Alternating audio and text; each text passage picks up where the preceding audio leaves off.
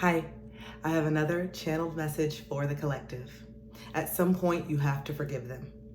At some point, you have to forgive them. If you want peace in your life, you are going to have to let go of the resentment, the anger, the sadness, the guilt, the shame towards them and towards yourself. Because if you don't, you're going to be no different than them.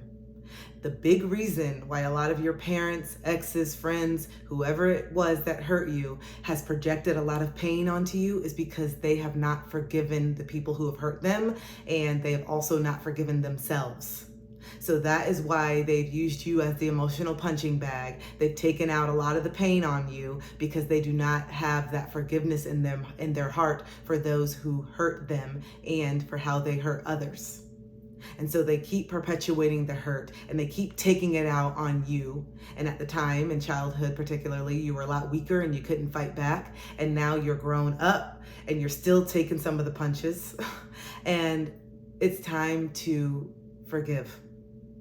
It's time to make peace. It's time to set the boundaries. It's time to speak your truth. But more importantly, it is time to forgive, especially yourself.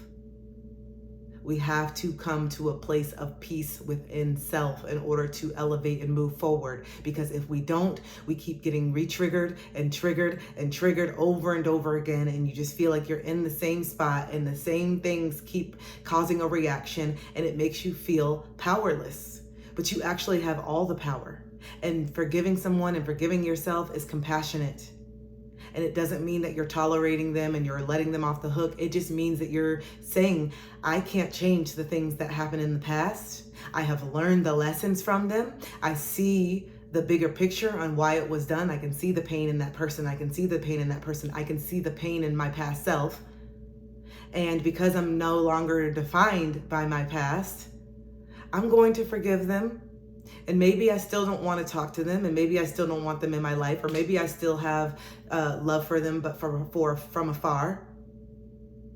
But if I deserve the forgiveness, which you do, then so do they.